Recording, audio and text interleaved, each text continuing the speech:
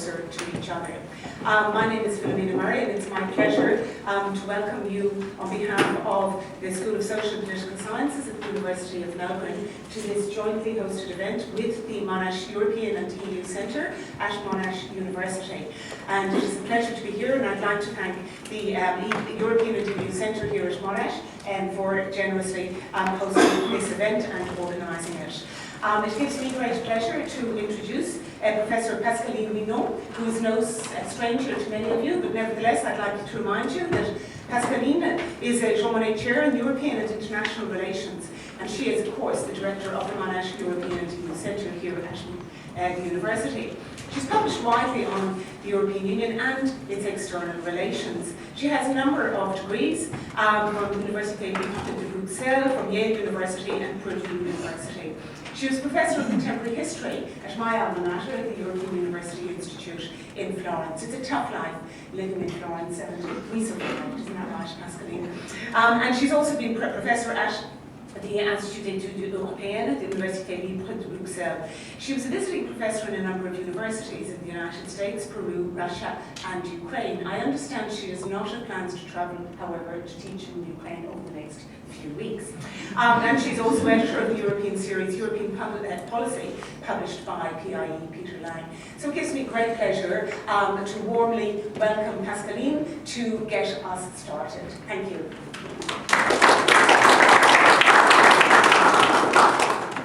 Thank you very much, Philomena, for these kind words.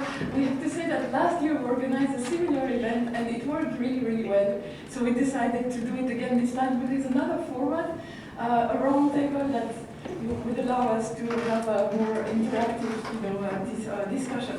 So what we'll do first is to have a roundtable and ask questions of all of the participants here, and then we'll have an interaction with the audience.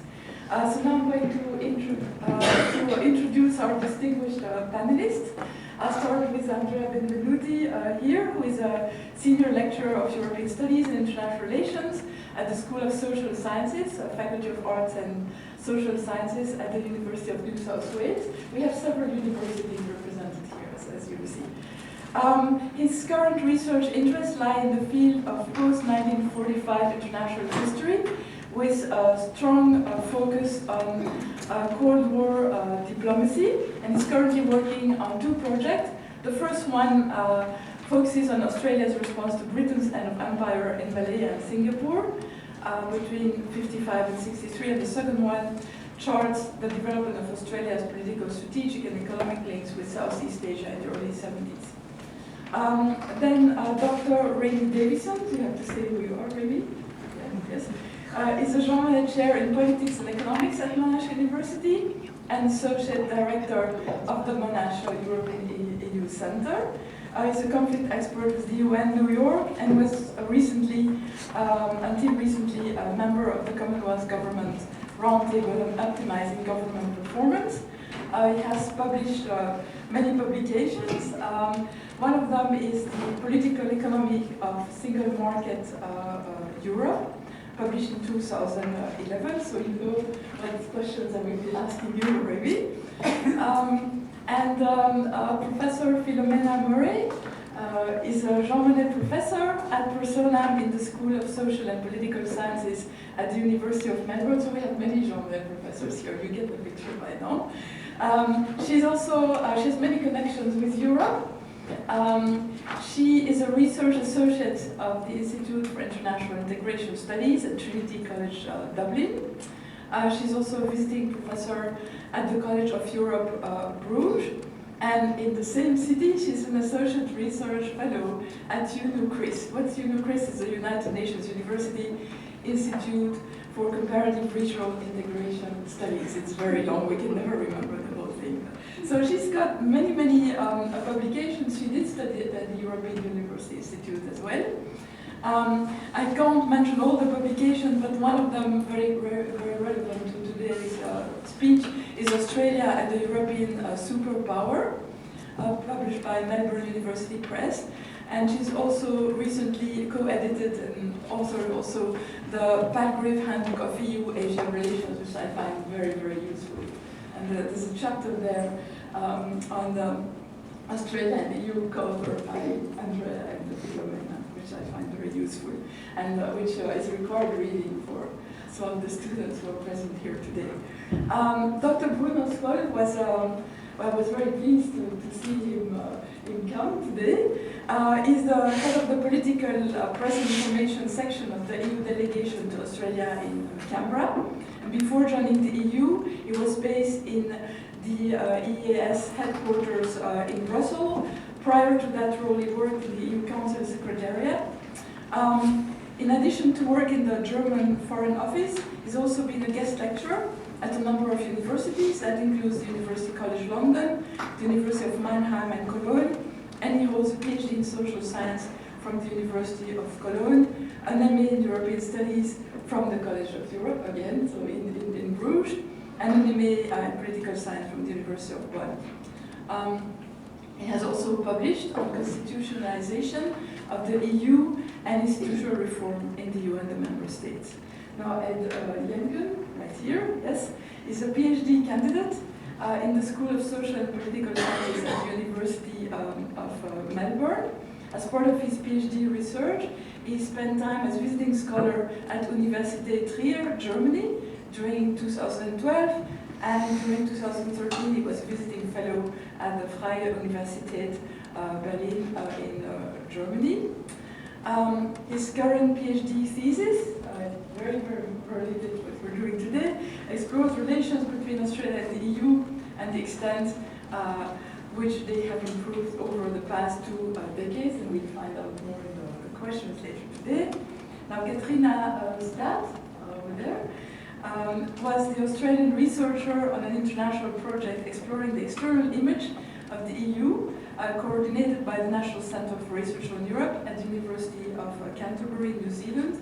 She completed a master's on Australian perceptions of the EU at the University of Melbourne, under, guess who, the supervision of Professor Philomena Murray. And she's currently completing her PhD in the School of History and Politics at the University of Adelaide. Now, Dr. Benvenuti, yes, is lecturer in European Studies at the Monash European and EU Centre. Is the author of English Nationalism and Euroscepticism, Losing the Peace, recently published, 2012. He's also written many articles on contemporary English nationalism. He's also the co-editor with Dr. Shanti Sumartojo of an edited volume entitled Nation, Memory and Great War Commemoration, Mobilizing the Past in Europe, Australia and New Zealand. You might have also seen him contribute to public discussions about politics in contemporary Europe and commemoration of national identity in Australia and Europe. So you can see we have a distinguished gathering here of panelists.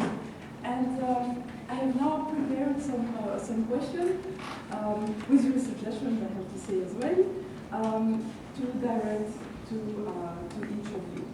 And I guess the first bunch of questions that I'm going to be asking is about the evolution of European Union-Australian relations from the 1950s to the 1980s, and to see how we can see a change in Australian relations with the EU under several Australian governments. So my first question is actually for Katrina Stas. It's a general question. How have Australia's traditional connections to Europe informed its relationship with the European Union? That's okay? Yes. Well, I thought I might start by answering or addressing this question with a little anecdote, which is about one of my best friends who I lived with for many years before she moved overseas. And she was notorious whenever we ate out. She basically lived on nachos and chocolate milkshakes. And then she moved to Europe and she started working with Jane Oliver magazine as an editor. And she came back, her first trip back home, which was a number of years later, I met up with her and she ordered a short black and was talking about all this gourmet food. She's suddenly become a foodie.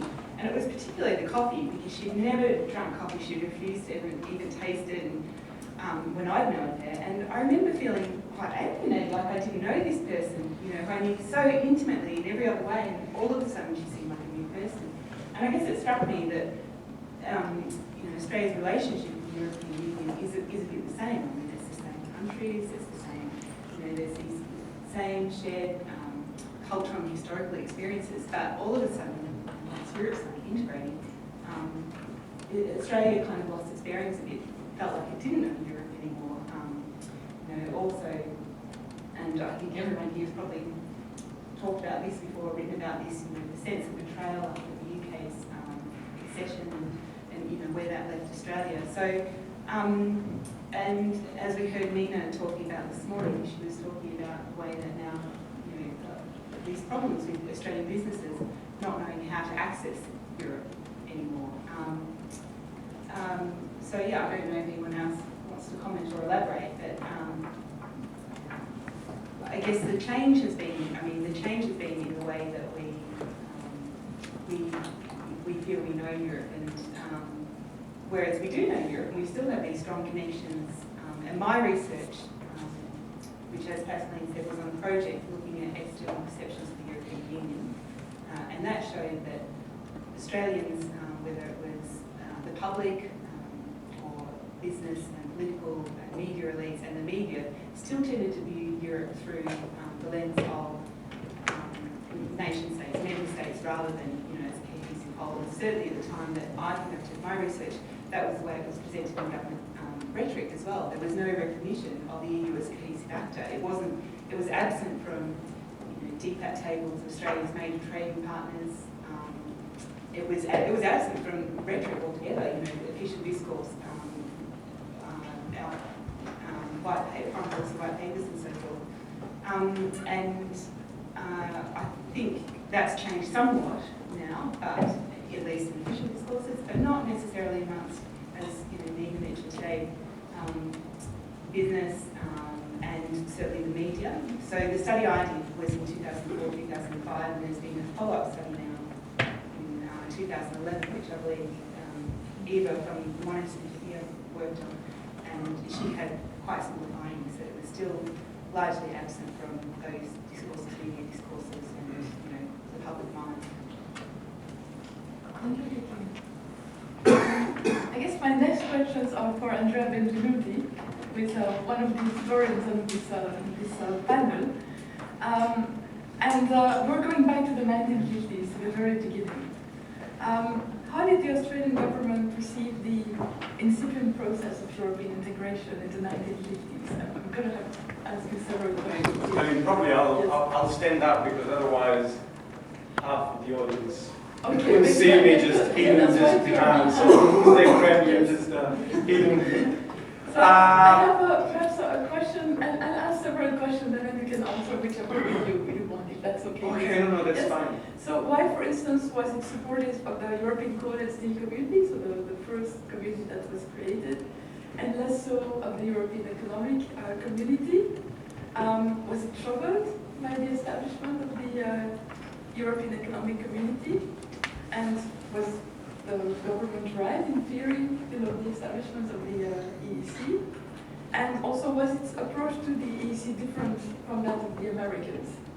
Thanks, Pascaline. I hope I remember all these questions, and please just remind me. I'm getting old, and sometimes my brain doesn't quite work. Answering the first question, I think the initial Australian reception of the incipient moves towards greater European integration were actually quite positive. I remember a statement made by Percy Spender, the Australian Foreign Minister in the first Menzies government in early, I think it was March, probably April 1950. So 3 or 4 months after the Menzies government took office in Canberra. And he actually made it very clear that Australia saw the process of European integration quite positively. That was just a couple of months or months before actually Robert Schuman, the French foreign minister, launched the so-called Schuman Plan, which then led to the creation and the establishment of European Coal and Steel Community. And even over that particular issue, the Menzies government was quite positive. They've been positive and forthcoming in terms of American ideas of fostering greater cooperation in Europe. For instance, in terms of managing the Marshall Plan monies that the Americans had lavished on the Europeans. So the idea was that actually a stronger Europe, a more economically viable Europe, a Europe that sort of after destructive war was able to rebuild itself, was actually quite positive, was a plus for Australian policymakers. Imagine, again, a much richer Europe would be a source of trade, would be also a sort of solid bulwark against the Soviet Union. Things don't start changing, I guess, and also, of course, a safer Western Europe, a stronger Western Europe would provide, if you like, a safe berth for the United Kingdom. So a stronger Britain in Europe would also be quite a valuable ally for Australia. So there were a number of considerations in the background. I think things start changing a little bit when the process of European integration went deeper and a bit further with the establishment of the European Economic Community in 1957-58. Then, of course, I think, particularly within the Department of Trade, few alarm bells start ringing. The idea that, well, if Europe, or the European Economic Community, would follow the French, if you like, approach to agriculture, that potentially would pose problems for Australia. But really, until Britain did not go into so-called Europe, did not join the European Economic Community, Australian policymakers did not perceive it as an immediate threat. Of course, when Britain went into the EC, or rather applied for EC membership in 1961, this was almost a watershed. In fact, I forgot your name, just Katrina? She spoke of, rightly so, this sense of betrayal in Australia, that eventually just Britain would go into the European Economic Community and basically leave a loyal ally behind. So to cut a long story short, the idea was that with Britain potentially going into the European Economic Community, Britain would have to wait 10 more years, as a matter of fact, because of the goal. The Australians became concerned. Still in the 60s, a significant amount of trade was geared to the British market.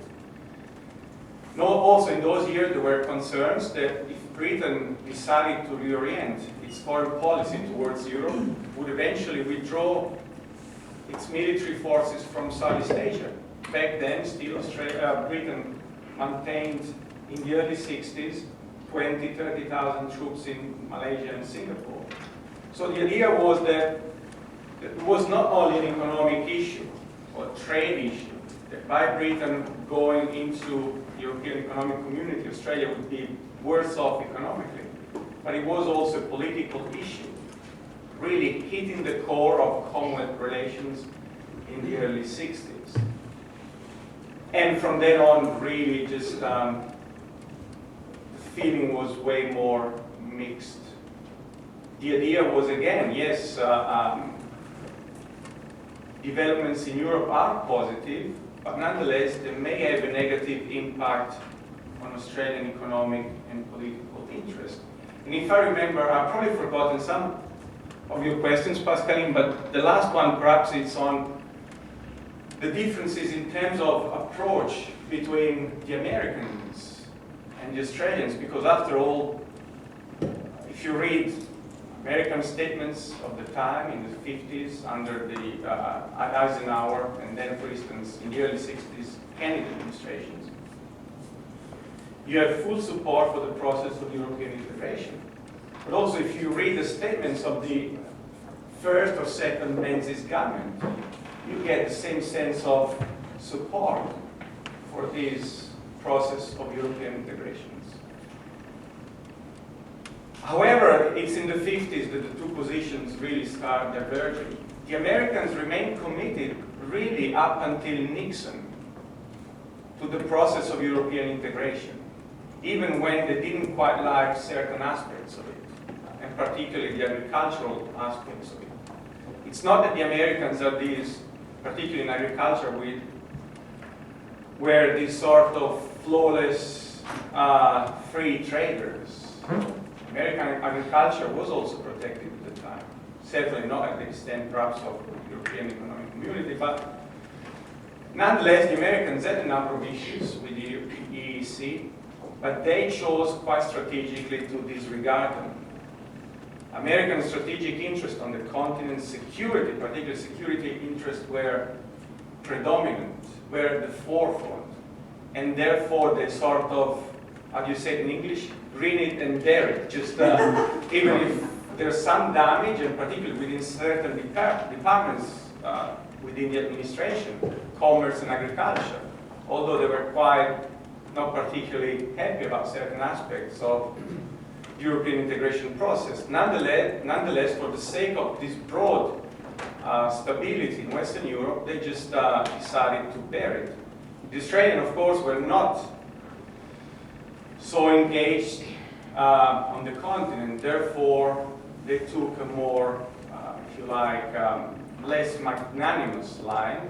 They were, of course, in favor of this process continuing, moving forward. Nonetheless, when Australian interests were at stake, the government here in Canberra decided really just to be very vocal about it. And I'm happy to take questions later on. I don't want to sort of monopolize the whole session. Thank you very much. We're now moving to the 60s and beyond. My next questions are for both you, Andrea, and for Katrina. Briefly, could you tell me how Australia's relationship with the European communities and then the EU changed under separate Australian governments? Was there any difference between coalition and Labour governments in dealing with the EC in the decades from the 1960s to the 1980s?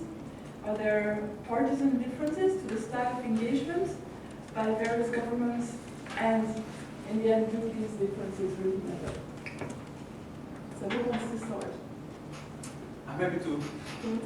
Again, I'm taking back in time. I feel sometimes like this old grandfather. Once upon a time, just in Europe.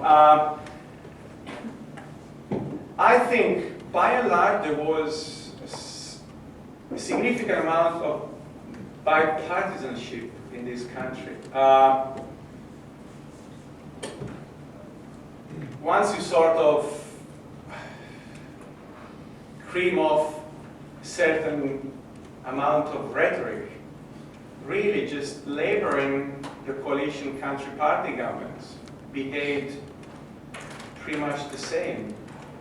Perhaps it's fair to say that Labour was here and there less vocal at times because its electoral constituency was not really in the countryside, was not really in the bush. But to some extent, they were to some extent less reactive, let's put it that way, while the country party and liberal parties were always, also because of electoral reasons, they were always more sensitive to agricultural issues. Therefore, the response was always could be very feisty. I remember in terms sometimes of decibels, it's not that the Fraser government was much more vocal than Hawke, for instance. Both governments actually, when significant Australian interests were at stake, they complained, kicked and screamed. So that's and I would say yes, perhaps under the Whitlam government, Whitlam he made it very clear that actually there were no recriminations about Britain going into the European Economic Community in the early 70s. So he thought that just British entry was fine, Australia could possibly survive and thrive. But also we have to remember that Whitlam came to power in actually in a particular international situation. Farm prices were high, so to some extent the common agriculture policy was not really hitting the Australia hard. So to some extent, that's the reason why also it was very much in favor of expanding relation with EEC. Also, I'm reading at the moment actually, I'm working on Nixon, the Whitlam administration and Southeast Asia, so nothing to do with Europe at all. But nonetheless, going through the documents, the declassified files, and reading a number of policy papers and statements made by Whitlam, the idea was that the EEC over time would become a strong political power forward, which could possibly exert some influence in this part of the world. So in many ways, he had this strategic idea that the European Economic Community could be drawn into this part of the world and help in maintaining political and strategic stability. It didn't quite happen under Whitlam. Probably most of you would argue that to some extent it's a process that is far from being achieved, although progress has been made, but